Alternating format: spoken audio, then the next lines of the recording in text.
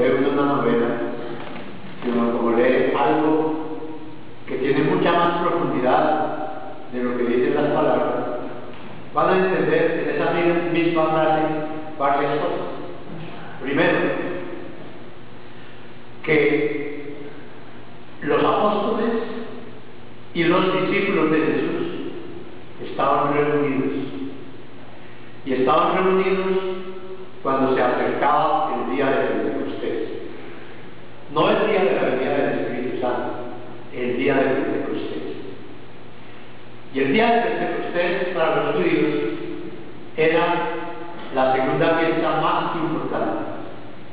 Los judíos tenían dos fiestas: la Pascua, en la que ellos celebraban su liberación de la esclavitud de los egipcios, y la fiesta de Pentecostés, en que ellos celebraban la fiesta de las cosechas, y un poco más tarde también el regalo que Dios hizo a su pueblo, dándole a través de Moisés una ley.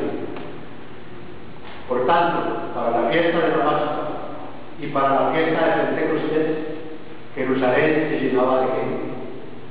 Venían de todas las regiones. Por eso más adelante el libro de los Hechos nos va a decir que había en Jerusalén gente de Mesopotamia, de Judea, de Capadocia, de Ponto, de Frigia, de Panfilia, de Egipto, de Libia, de Cirene y algunos forasteros de Roma. Había venido toda esa gente. No había venido a presenciar la venida del Espíritu Santo, sino a celebrar la fiesta de Pentecostés judío. Pero como los apóstoles y los discípulos estaban reunidos, ellos experimentaron, con ocasión de esa fiesta, toda la fuerza y el poder del Espíritu de Dios.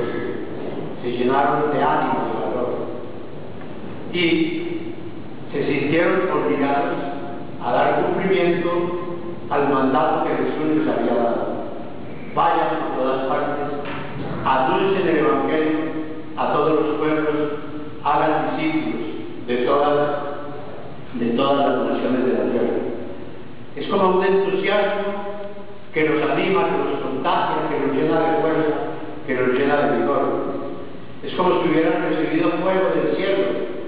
Es como si hubieran sentido una fuerza extraña, un viento, una fuerza que los movía a ellos a salir del cielo y a comenzar a cumplir el mandato que Jesús les había dado. El texto dice, con esa fuerza que San Lucas imprime a sus escritos: de repente, un ruido del cielo como de un viento recio. Y es que el Espíritu siempre como que se representa en esos hechos que nosotros conocemos, pero que también son intangibles, como el viento, como el soplo. De repente un ruido del cielo, como de un viento recio, resonó en la casa, y vieron aparecer unas lenguas como llamaradas que se repartían, posándose encima de cada uno.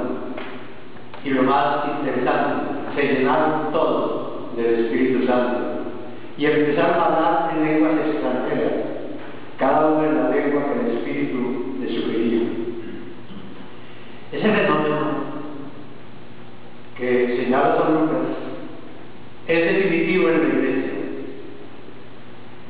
Estaban todos reunidos, y Jesús quiere que todos los que creen en Él, todos los que creemos en Cristo, mantengamos la unidad. La Iglesia de Jesucristo tiene como primera nota característica la unidad. La Iglesia de Jesucristo es una, santa, católica y apostólica.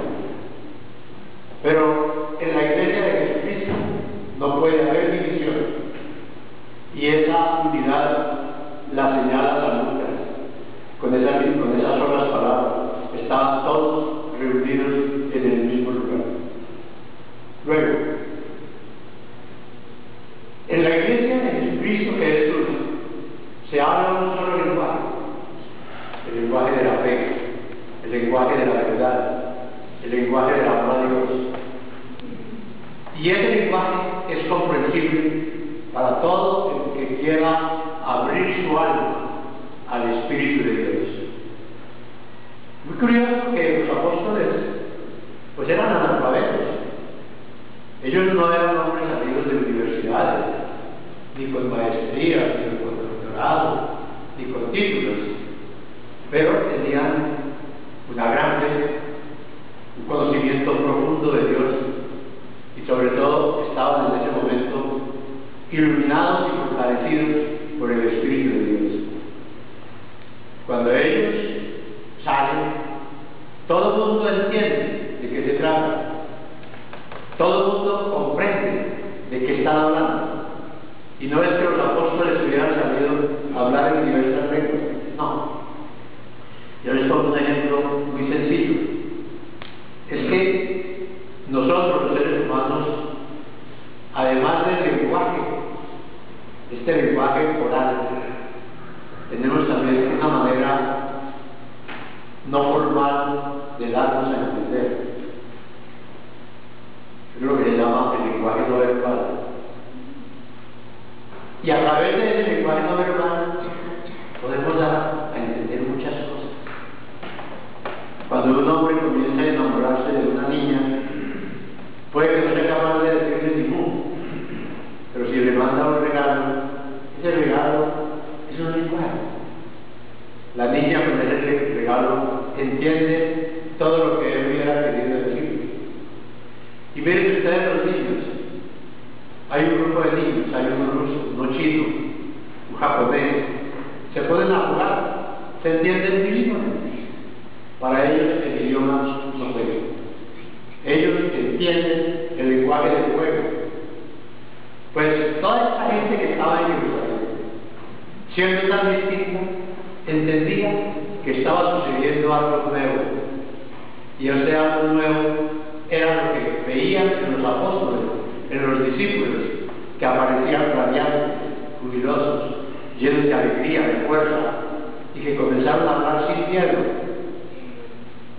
sabiendo que antes estaban encerrados por miedo a los judíos.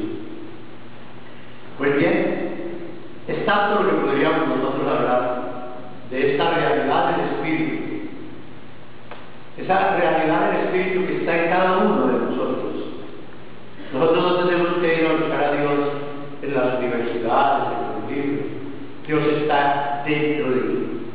Y ese Dios que se me manifiesta como Padre, como Creador, que hasta en mí mismo lo descubro cuando no soy capaz de conocer ni de entender los misterios que hay en mi mismo cuerpo. Ese Dios que en Jesucristo se revela como el Señor, como el Pastor, que nos da ejemplo de amor, de misericordia, de perdón. Y ese Dios que se mete dentro de nosotros para hablarnos a través de la conciencia y para permitirnos que podamos conocer las verdades que Jesús nos enseñó. Por eso el Señor les dice, Él os revelará lo que todavía no habéis podido comprender, y vosotros con esa fuerza y ese poder daréis testimonio de la verdad. Por eso es tan importante que el creyente, que tiene la certeza de que consigo está el Espíritu de Dios, escuche su voz. Y escuchar la voz de Dios es escuchar la voz de la conciencia. Eso lo sabemos desde que teníamos uso de razón. La conciencia es la voz de Dios. Y esa conciencia me dice lo que debo hacer, lo que es bueno, lo que es malo, cuál es el verdadero camino que debo seguir, cuáles son los caminos que no debo seguir. Dejemos ahí una reflexión y nos ponemos de pie.